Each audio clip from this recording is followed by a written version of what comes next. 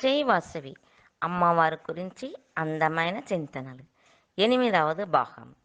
బిడ్డ భాగ్యము కావాలనేసి పెనుగొండ పట్నాల కుసుమ దంపతులు చేసిన ప్రయత్నము చూసా ఉండేము కదా.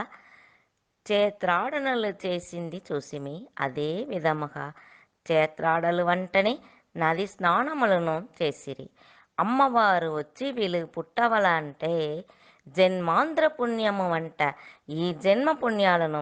ఎక్కువ రీఛార్జ్ కావాల కదా. ఒకసేరి వాళ్ళు ఆడిన పుణ్యనదులు, భారత పుణ్యనదులు ఏమీ నసి మనమంతా కూడా చూస్తామనా. పేరులు చెప్పగా మానసికంగా ఆ నదులంతా మనమం కూడా స్నానము చేసే భావాల పోయి వస్తామనా. ఇదో ప్రారంభం. గంగా, యమున, కావేరి, తుంగభద్ర, అలక్నంద, ఆరణి, కబిని, కాక్ర, కాళి, కృష్ణ,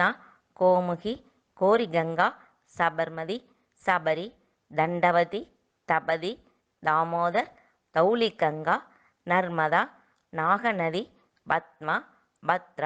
బాగమది, భాగీరథి, బాల్గు, బారాలి, బ్రహ్మణి, బ్రహ్మపుత్ర, మందాకిని, రిషిగంగ, రోహిణి, వరుణ, వాంజి, విశ్వామిత్ర, జీలం, సరస్వతి, సరయు, స్వర్ణముఖి, స్వర్ణరేఖ, శివనాథ్, శరావతి, సలంగి, సింధు, సీత, గోదావరి, గోమతి, వేదవతి అని ఎంతో పుణ్యతీర్థం ఆడిరి. గుడిలో ఉన్న గుంటలంతా కూడా స్నానం చేసిరి. చెప్పనం మన ఒళ్ళులో ఉన్న సెల్లులో కూడా జిల్లున సైతంది కదా. ఊరియనా అమ్మవారు పుట్టేదానికి ఆడే తీర్థ స్నానం కదా. ఓకే, మళ్ళీ రేపు చూస్తాం. జై వాసవి. లోక సమస్త సుఖినో భవంతు. ఓం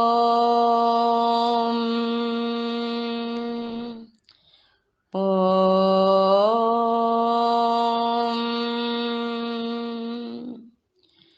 ఓం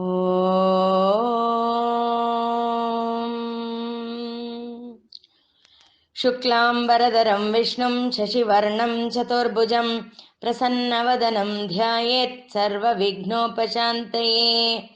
గురుర్బ్రహ్మ గురుర్విష్ణుః గురుర్దేవో మహేశ్వరः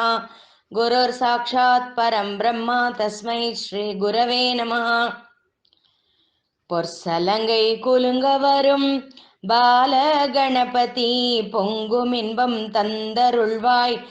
எந்த நாளுமே. பொற்சலங்கை குலுங்கவரும் பாலகணபதி பொங்குமின்பம் தந்தருள்வாய் எந்த நாளுமே. தருணத்திலே நம்மை காக்கும் தருண கணபதி, தருணத்திலே நம்மை காக்கும் தருண கணபதி, சங்கடங்கள் தீர்த்து வைக்கும் சதுர்த்தி கணபதி, சங்கடங்கள் தீர்த்து வைக்கும் சதுர்த்தி கணபதி. நர்தனமே ஆடுகின்ற நர்தன கணபதி, நர்தனமே ஆடுகின்ற நர்தன கணபதி, நன்மை பல செய்கின்ற நவநீத கணபதி, நன்மை பல செய்கின்ற நவநீத கணபதி. வல்லமையே தான் தருவாய் வல்லப கணபதி, வல்லமையே தான் தருவாய் வல்லப கணபதி. வரம் தந்து நம்மை காக்கும் வாதாபி கணபதி, வரம் தந்து நம்மை காக்கும் வாதாபி கணபதி. மங்களமே தந்திடுவாய் பிங்கள கணபதி, மங்களமே தந்திடுவாய் பிங்கள கணபதி. பிள்ளை வரம் தந்திடுவாய் சந்தான கணபதி, பிள்ளை வரம் தந்திடுவாய் சந்தான கணபதி. உயிர்களையே காத்து நிற்கும் ஊர்துவ கணபதி, உயிர்களையே காத்து நிற்கும் ஊர்துவ கணபதி. சிந்தையிலே குடியிருக்கும் உச்சிஷ்ட கணபதி, சிந்தையிலே குடியிருக்கும் உச்சிஷ்ட கணபதி. பொற்சலங்கை குலுங்க வரும் பால கணபதி பொங்குமின்பம் தந்தருள்வாய் எந்த நாளுமே. தருணத்திலே நம்மை காக்கும் தருண கணபதி தருணத்திலே நம்மை காக்கும் தருண கணபதி சங்கடங்கள் தீர்த்து வைக்கும் சதுர்த்தி கணபதி சங்கடங்கள் தீர்த்து வைக்கும் சதுர்த்தி கணபதி वासव्यै च विद्महे कुसुमपुत्र्यै च धीमहि तन्नो कन्यका प्रचोदयात् वासव्यै च विद्महे कुसुमपुत्र्यै च धीमहि तन्नो कन्यका प्रचोदयात् वासव्यै च विद्महे कुसुमपुत्र्यै च धीमहि तन्नो कन्यका प्रचोदयात् श्रीललिता सहस्रनामस्तोत्रम् ध्यानम् सिन्दूरारुणविग्रहां त्रिनयनां माणिक्यमौळी स्फुरत् तारानायकशेखरां स्मितमुखीम् आपीनवक्षोरुहां पाणिभ्यामलिपूर्णरत्नचषकं रक्तोत्पलं बिभ्रतीं सौम्यां रत्नघटस्थरक्तचरणां ध्यायेत्परामम्बिकाम् अरुणां करुणातरङ्गिताक्षीं धृतपाशाङ्कुशपुष्पबाणचापाम् अणिमादिभिरावृतां मयूकैः अहमित्येव विभावये भवानीं ध्यायेत् पद्मासनस्तां विकसितवदनां पद्मपत्रायताक्षीं हेमाभां पीतवस्त्रां करकलितलसत्हेमपद्माम्बराङ्गीं सर्वालङ्कारयुक्तां सततमभयतां भक्तनम्रां भवानीं श्रीविद्यां शान्तमूर्तिं सकलसुरनुतां सर्वसम्पत्प्रदात्रीं सकुङ्कुमविलेपनामलिकचुम्बिकस्तूरिकां समन्तहसिते क्षणां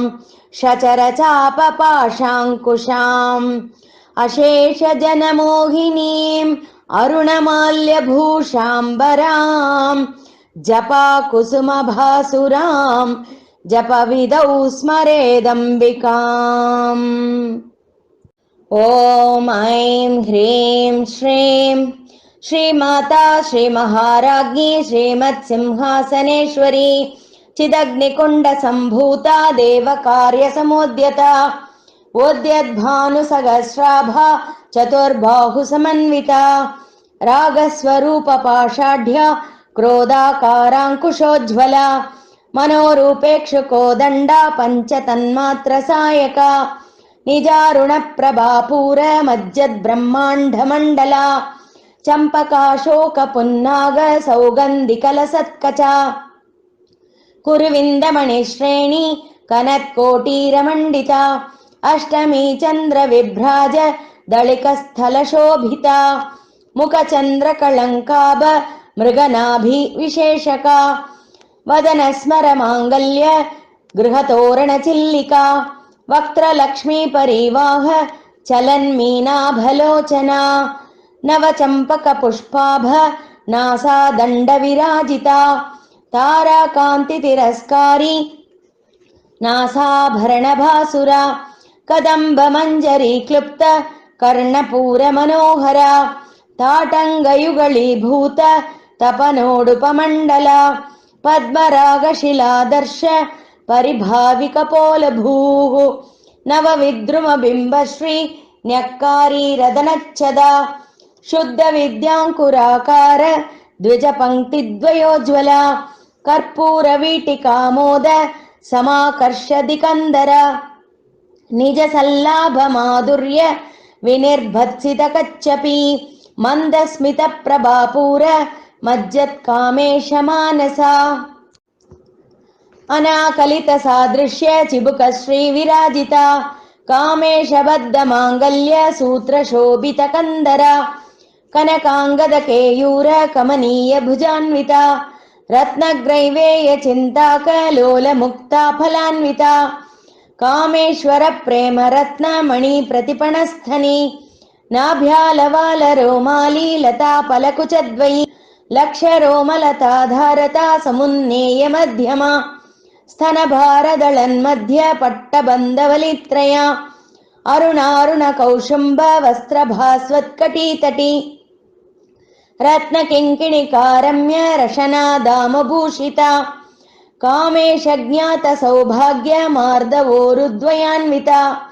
माणिक्यमुकुटाकार जानुद्वय विराजिता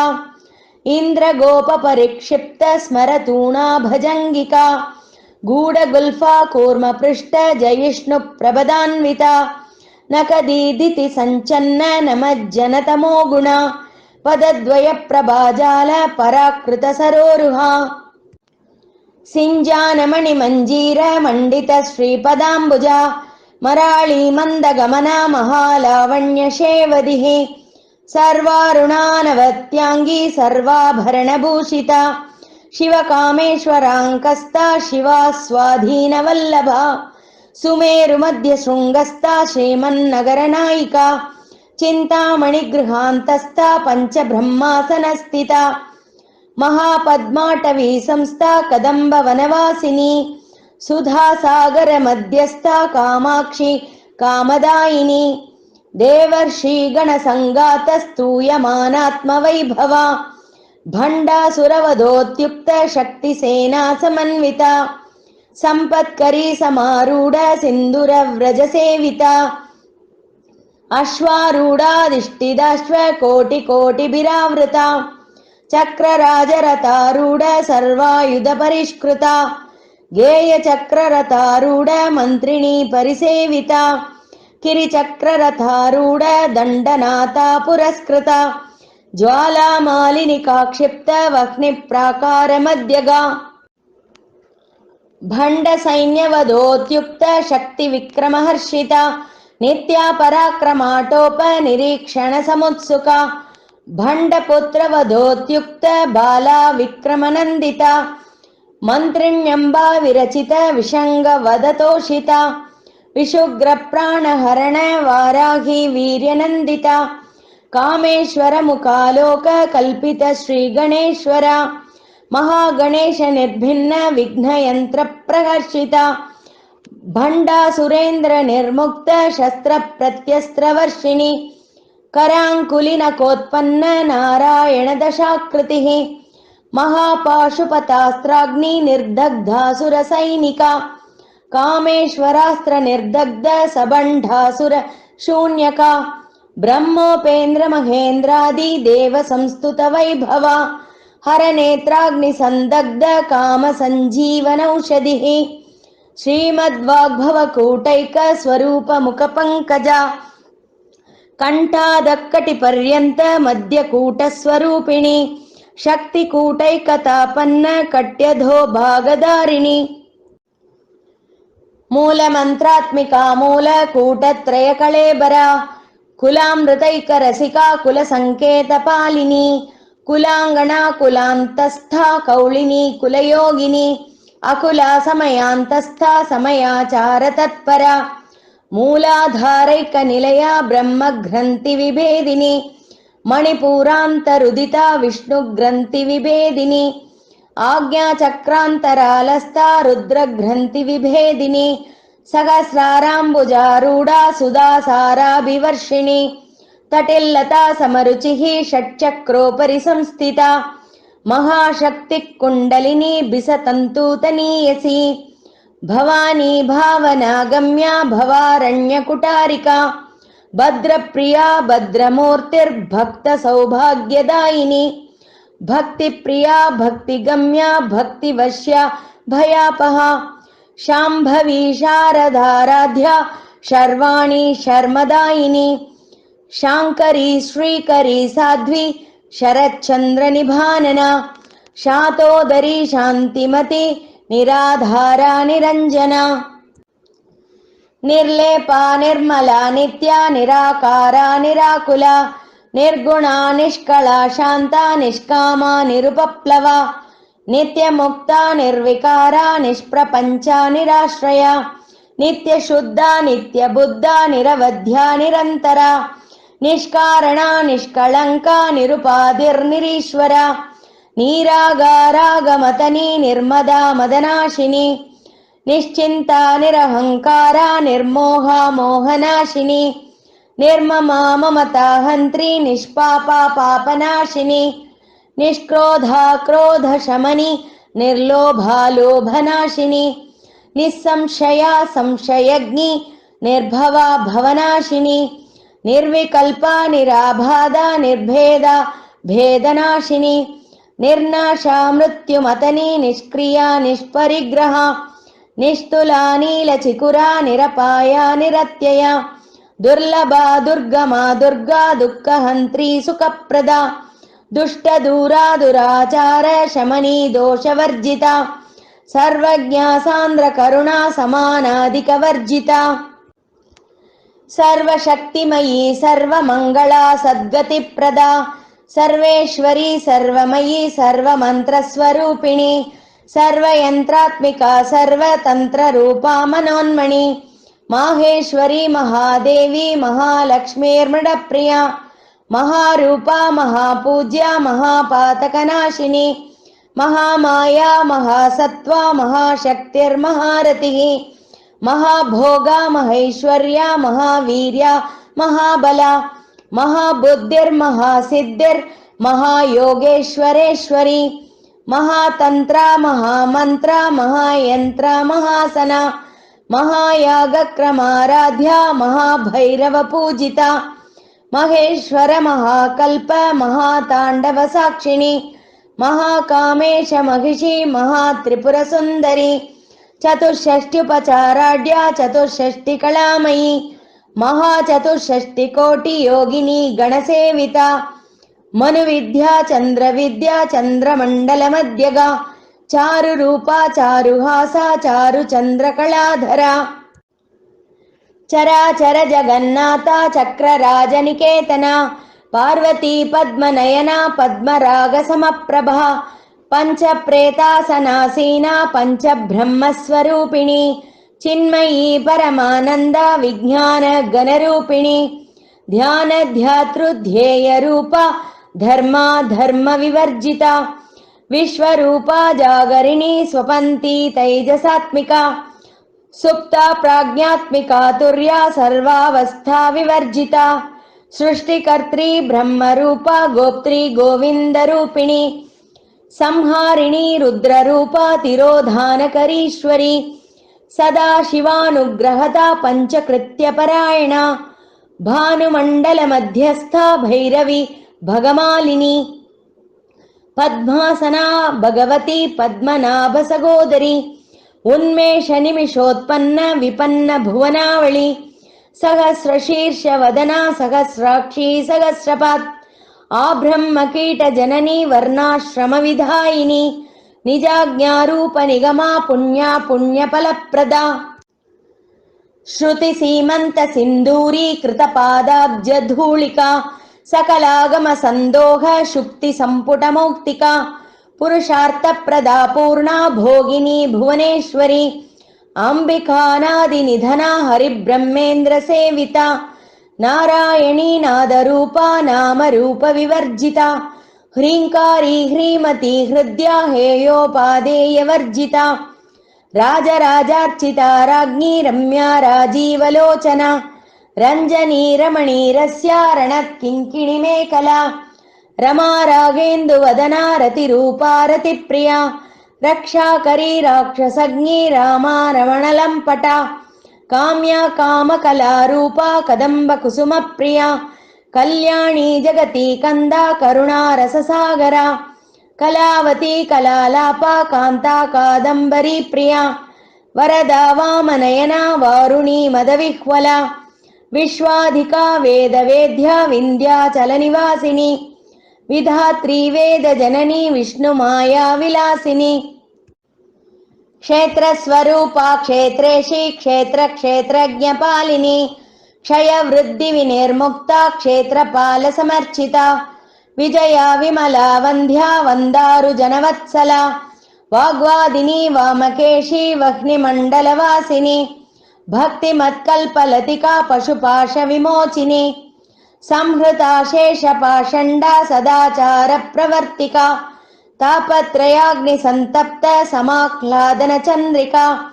तरुणी तापसाराध्या तनुमध्या तमोपः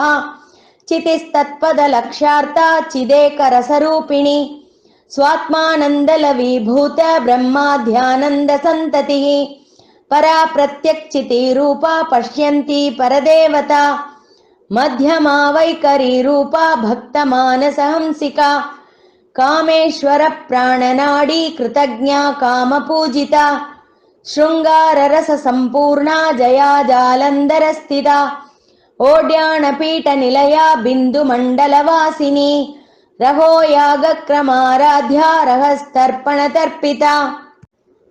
सद्यप्रसादिनी विश्वसाक्षिणी साक्षिवर्जिता षडङ्गदेवतायुक्ता षड्गुण्यपरिपूरिता नित्यक्लिन्ना निरुपमा निर्वाणसुखदायिनी नित्या षोडशिकारूपा श्रीकण्ठार्धशरीरिणी प्रभावती प्रभारूपा प्रसिद्धा परमेश्वरी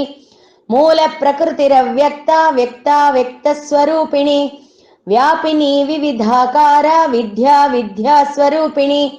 महाकामेश नयन कुमुदाह्लादकौमुदी भक्तहार्दतमो भेद भानुमत् भानुसन्ततिः शिवधूती शिवाराध्या शिवमूर्ति शिवङ्करी शिवप्रिया शिवपरा शिष्टेष्टा शिष्टपूजिता अप्रमेया स्वप्रकाशा मनोवाचा मगोचरा चिच्चक्तिच्चेतना रूपा जडशक्तिर्जडात्मिका गायत्री व्याहृतिः सन्ध्या द्विजबृन्दनिषेविता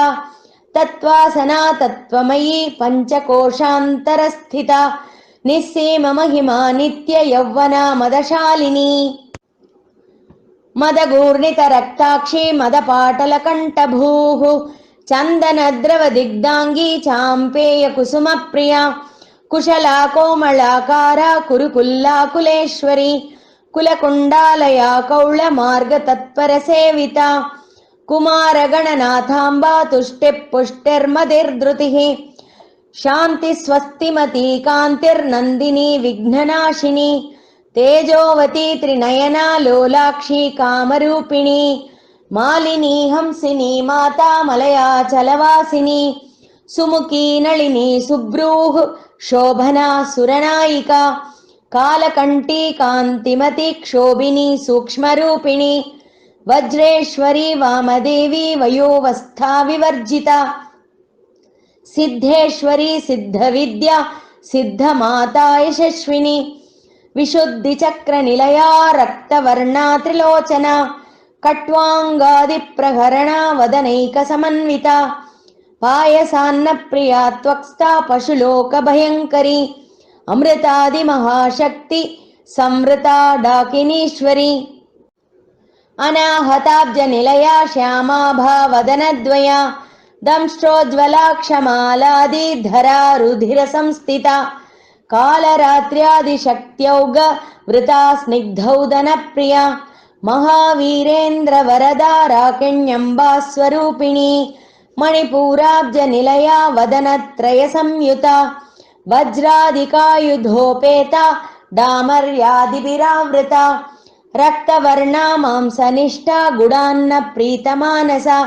समस्तभक्तसुखदा लाकिण्यम्बा स्वरूपिणी स्वाधिष्ठानाम्बुजगता चतुर्वक्त्रमनोहरा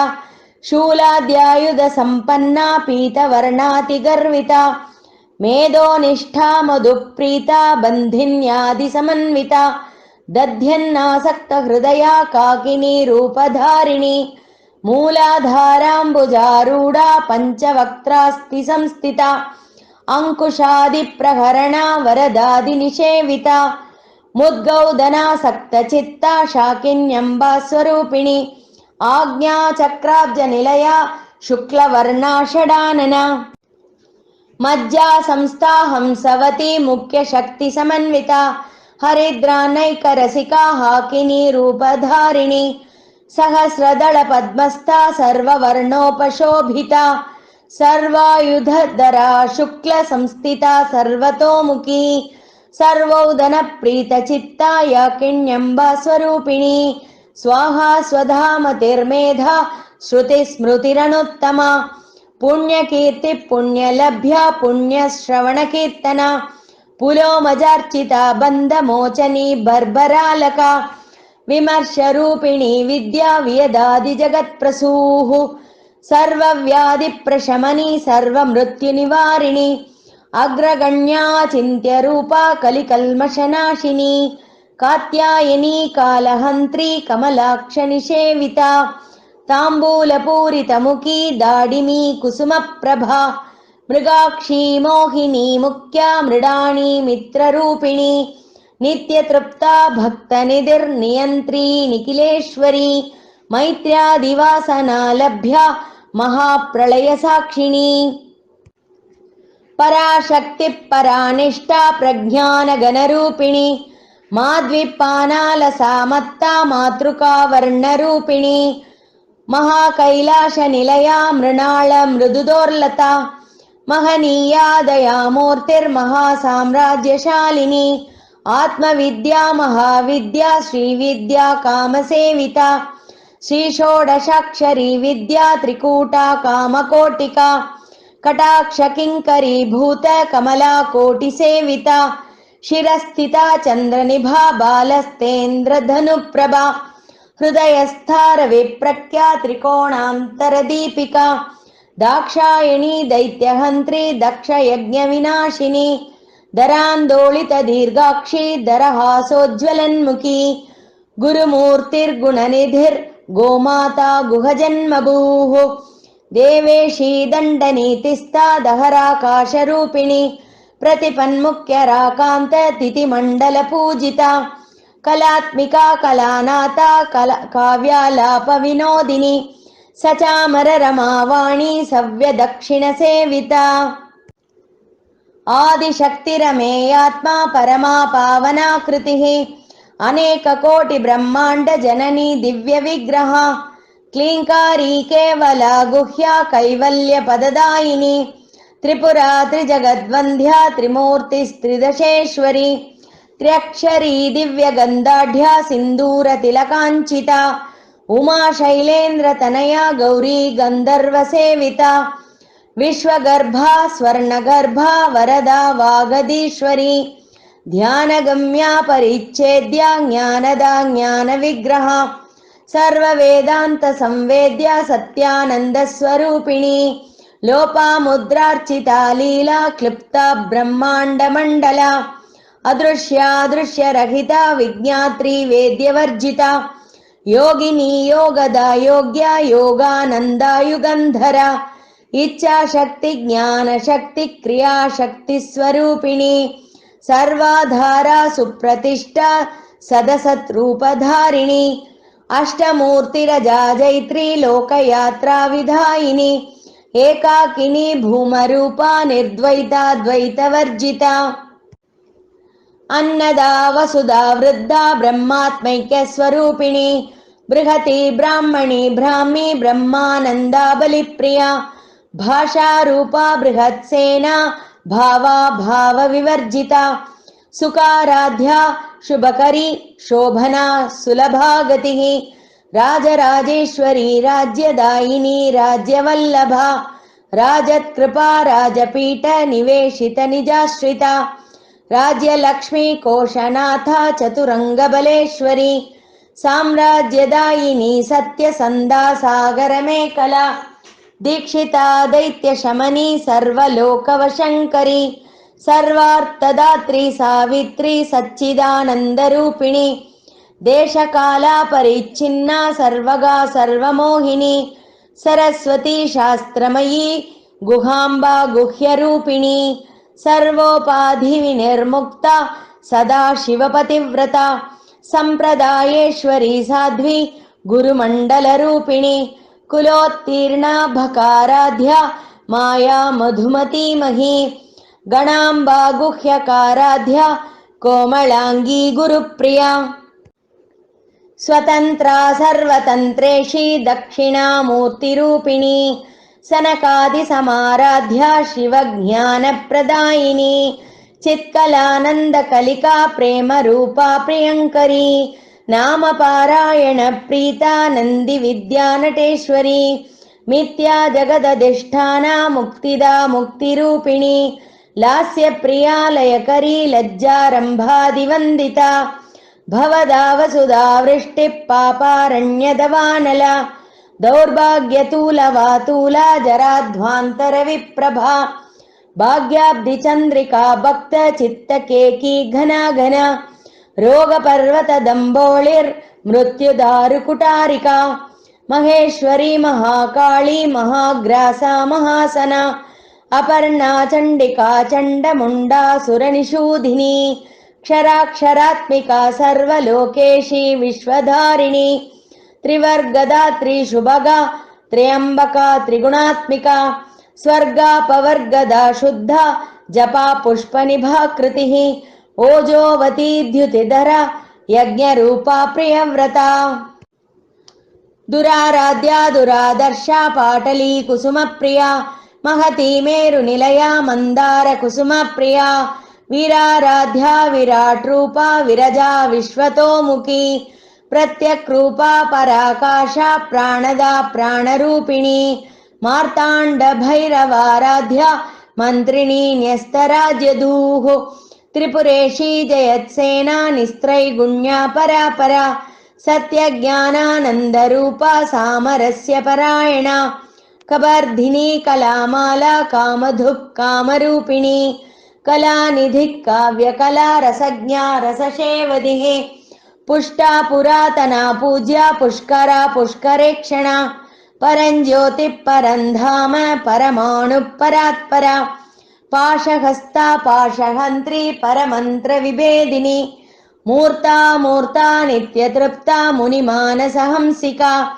सत्यव्रता सत्यरूपा सर्वान्तर्यामिनी सती ब्रह्माणी ब्रह्मजननी बहुरूपा बुधार्चिता प्रसवित्री प्रचण्डाज्ञा प्रतिष्ठा प्रकटाकृतिः प्राणेश्वरी प्राणदात्री पञ्चाशत्पीठरूपिणी विशृङ्खला विविक्तस्था वीरमाता वियत्प्रसूः मुकुन्दा मुक्तिनिलया मूलविग्रहरूपिणी भावज्ञा भवरोगज्ञी भवचक्रप्रवर्तिनी छन्दस्सारा शास्त्रसारा मन्त्रसारा तलोदरी उदारकीर्तिरुद्धाम वैभवा वर्णरूपिणी जन्म मृत्युजरा तप्त जनविश्रान्तिदायिनी सर्वोपनिषदुत्कृष्टा शान्त्यतीता कलात्मिका गम्भीरा गगनान्तस्था गर्विता गानलोलुपा कल्पनारहिता काष्ठा कान्ता कान्तार्धविग्रहा कार्यकारणनिर्मुक्ता कामकेळीतरङ्गिता कनत्कनकताटङ्गा लीला विग्रहरूपिणी अजाक्षय विनिर्मुक्ता मुग्धा क्षिप्रप्रसादिनी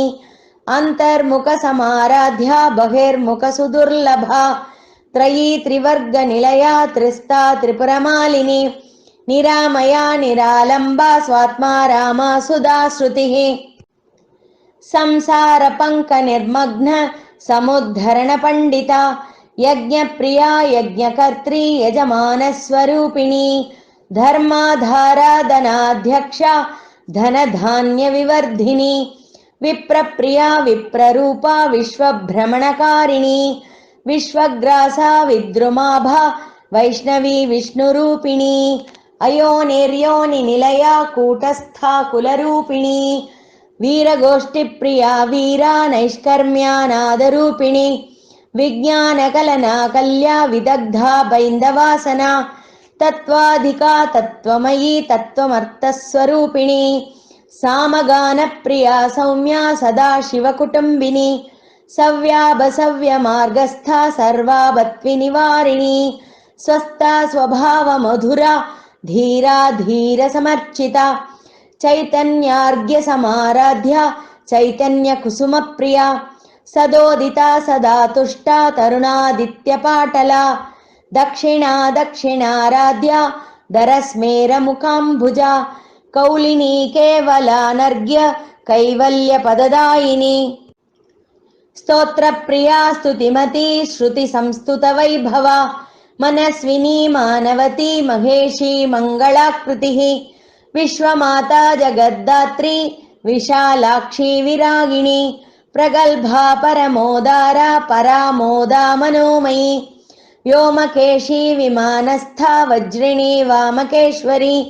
पंचयज्ञप्रिया पंचप्रेतमंचाधिशायिनी पंचमी पंचभूतेशी पंचशंख्योपचारिणी शाश्वती शाश्वतैश्वर्या शर्मदा शंभुमोहिनी धराधरसुता धन्या धर्मिणी धर्मवर्धिनी लोकातीता गुणातीता सर्वातीता क्षमात्मिका बन्धूककुसुमप्रख्या बाला लीला विनोदिनी सुमंगली सुखकरी सुवेशाढ्या सुवासिनी सुवासिन्यर्चनप्रीता शोभना शुद्धमानसा बिन्दुतर्पणसन्तुष्टा पूर्वजा त्रिपुराम्बिका दशमुद्रा समाराध्या त्रिपुरा श्रीवशङ्करी ज्ञानमुद्रा ज्ञानगम्या ज्ञानज्ञेयस्वरूपिणी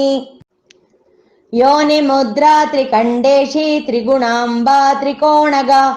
अनघाद्भुतचारित्रा वाञ्छितार्थप्रदायिनी अभ्यासातिशयज्ञाता षडध्वातीतरूपिणी अव्याजकरुणामूर्तिरज्ञानध्वान्तदीपिका आबालगोपविदिता सर्वानुल्लङ्घ्य शासना श्रीचक्रराजनिलया श्रीमत्त्रिपुरसुन्दरी श्रीशिवा शिवशक्त्यैकरूपिणी ललिताम्बिका एवं श्रीललितादेव्या नाम्नां साहस्रकं जगुः इत्येवं नाम साहस्रं कथितं ते घटोद्भव रहस्यानां रहस्यं च ललिता प्रीतिदायकम् अनेन सदृशं स्तोत्रं न भूतं न भविष्यति सर्वरोगप्रशमनं सर्वसम्पत्प्रवर्धनं सर्वापमृत्युशमनं कालमृत्युनिवारणं सर्वज्वरादिशमनं दीर्घायुष्यप्रदायकं पुत्रप्रथमपुत्राणां पुरुषार्थप्रदायकम् इदं विशेषात् श्रीदेव्या स्तोत्रं प्रीतिविदायकम्। ॐ पूर्णमथ पूर्णमिदं पूर्णात् पूर्णमुदच्यते पूर्णस्य पूर्णमादाय पूर्णमेवावशिष्यते। ॐ शान्ति शान्ति शान्तिः। हरिः ॐ श्रीगुरुभ्यो नमः। हरिः ॐ लोकाः समस्ता सुखिनो भवन्तु। लोकाः समस्ता सुखिनो भवन्तु। लोकाः समस्ता सुखिनो भवन्तु। ஆனி மாதத்தின் சிறப்பில் இன்று 8ஆம் நாள் பதிவு. இந்த மாதத்தில் பல விரதங்கள் கூறப்பட்டுள்ளன. கரவீர விரதம், ரம்பா விரதம், தசஹரா விரதம் என்று. இதில் கரவீர விரதம் ரம்பா விரதத்திற்கு செயல்முறைகள் இல்லை. தசஹரா விரத விதியை பார்ப்போம். இந்த தசஹரா விரதத்திற்கு கங்கைக்கு பெரும் பங்கு உண்டு. கங்கை பூமிக்கு வந்த தசமி நாளில் இந்த விரதம் கடைபிடிக்கப்படுகிறது. அன்றைய நாள் அதிகாலையில் ஆற்றுக்கு சென்று அங்கே ஆற்றினுள் நின்று கொண்டு இவ்வாறு சங்கல்பம் செய்ய வேண்டும். எனது இந்த ஜென்மம் அல்லது மறு ஜென்மத்தில் ஏற்படக்கூடிய உடலால் செய்யப்படும் 3 பாபங்கள், சொல்லால் செய்யப்போகிற 4 பாபங்கள், மனதால் செய்யப்போகிற 3 வித பாபங்கள், ஸ்கந்த புராணத்தில் கூறப்பட்ட 10 வித பாபங்கள் அனைத்தும் கழியவும் 3300 பித்ருக்களின் மோட்சத்திற்காகவும் பிரம்மலோகத்தை அடையவும் ஆனி மாதம் சுக்லபக்ஷம் தசமி திதி புதன்கிழமை ஹஸ்த நட்சத்திரம், கரகரணம், வியதிபாதம், ஆனந்த யோகம், கன்னிராசியில் இருக்கும் சந்திரன், ரிஷபத்தில் சூரியன் என்ற இந்த 10 யோகங்களுடன் கிழக்கு நோக்கி இந்த நதியில் ஸ்நானம், தீர்த்த பூஜை, கங்கா பூஜை, எள் தானம், மூல மந்திர ஜபம், நெய்யினால் ஹோமம் இவற்றை என் சக்திக்கு ஏற்றவாறு செய்கிறேன் என்று சங்கல்பம் செய்து கொண்டு முறைப்படி 10 முறை ஸ்நானம் செய்து 10 முறை அல்லது ஒரு முறை கீழ்கண்ட ஸ்லோகத்தை சொல்ல வேண்டும். ஜேஷ்டமாசி சிதபக்ஷே தசம்யாம் புதஹஸ்தயோகோ வியதிபாதே கரணாந்தே கன்யாசந்திரே விஷரவௌ என்று கூறி ஆடை அணிந்து கொள்வதிலிருந்து பித்ரு தர்ப்பணம் வரையிலும் மற்றும் நித்திய கர்மம் தீர்த்த பூஜை செய்து நெய் கலந்த எள் தானம் செய்து வெல்லம் கலந்த பிண்டத்தை பித்ருக்களுக்கு சமர்ப்பிக்க வேண்டும். இதன் தொடர்ச்சி நாளை பார்க்கலாம். நன்றி, வணக்கம். சுபம் சுபம் சுபம்.